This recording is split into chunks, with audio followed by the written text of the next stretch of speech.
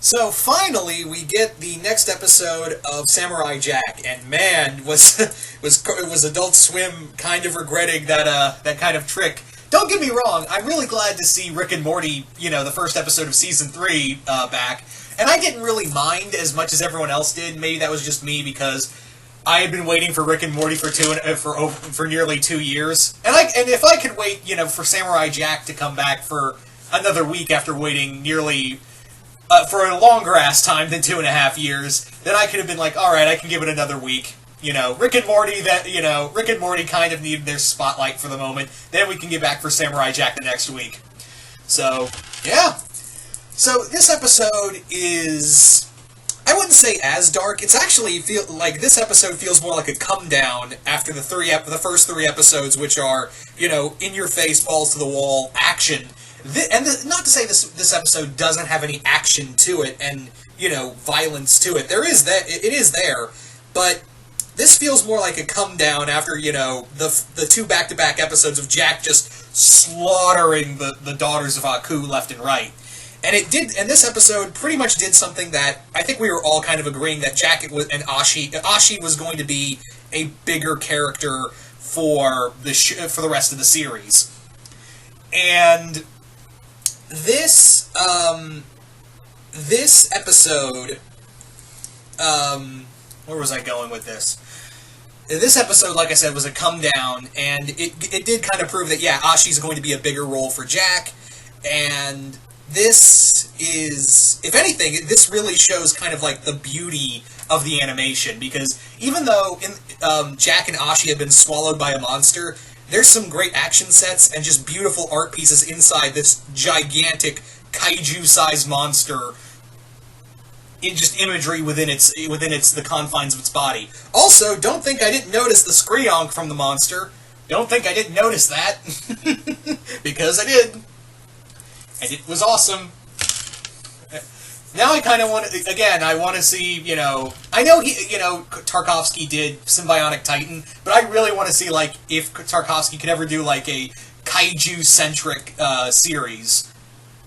If you're ever looking for another Godzilla animated series, I know you're doing the animated series, Toho, but just give Tarkovsky a call. Just throwing that out there. Anywho, there's not a lot to this episode, and I don't mean that as a negative. I really don't mean that as a absolute negative. I really don't. It's just that this episode felt more like a come down after, we had Jack, we got to see Jack back, and, we got to see all these just amazing action pieces. And there are some really good ones here, especially when Jack is trying to carry Ashi on his back, and he finds a way out of the monster's body, but at the same time, there's this whole ecosystem inside of it, and there's this killer fish that is just beautiful to look at. It's totally deadly and yet beautiful at the same time, and it's a great sequence of Jack trying to get Ashi out of there, while at the same time not trying to be killed by a giant viper fish with 6 eyes. So that's so that was kind of the thing, and also there is some great sequences of Jack just cutting through these crab monsters, and I kind of and being the immature asshole that I am, when I first saw these crab monsters first attack Jack and Ashi, I literally went, yeah, the monster has crabs. Yeah, I'm that level sometimes. Sometimes it doesn't take a lot to make me laugh. Anyway, so, and again, we get to see more of Jack's ingenuity. He's literally using bits and pieces of the monster and the other monsters around him as weapons and armor. It's awesome. It does show, again, like I said, it does show a lot of Jack's ingenuity and intellect. Without having proper weapons, or even the sword for that matter, he has to depend on literally on bits and pieces of the creature he's inside of. While at the same time, we have Ashi, who's beating who's constantly berating him and harassing him. And there is some comedic moments between her and Jack. And not to say that's bad, because there were some comedic episodes in the whole series to begin with. There's a lot of humor in there, and there's whole episodes that kind of center around that humor, honestly. So this didn't bother me. And again, I think we kind of needed this little breather Yeah, there is, there is some fighting in here, but that's not the point.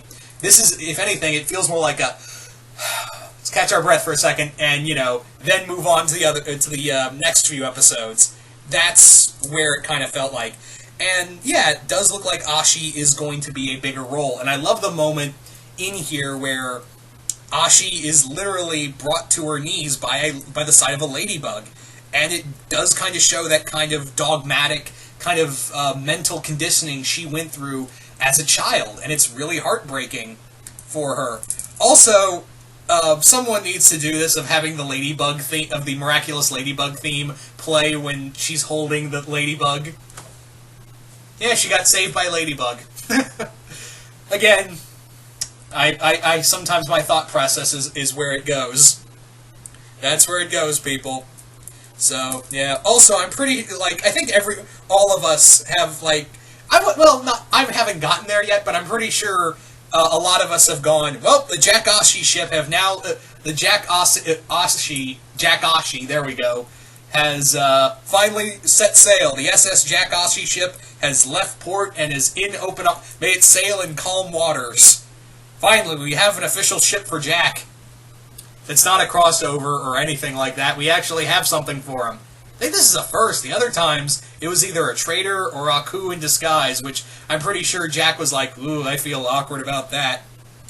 So, again, not a lot to talk about with this episode, really, other than it was a lot of fun. I really enjoyed it, and I'm really excited for next week's episode, because it looks like it's going to be an Aku-centric episode. It's just going to be all about Aku, and also, can I just say, when I saw that preview, I was literally like, when I saw these guys in tanks and they looked like they were looking like Scottish Highlanders, I was literally like, oh my god, I hope the Scotsman's in this episode. And then at the end of the preview, it shows the Scotsman, and I was like, yeah!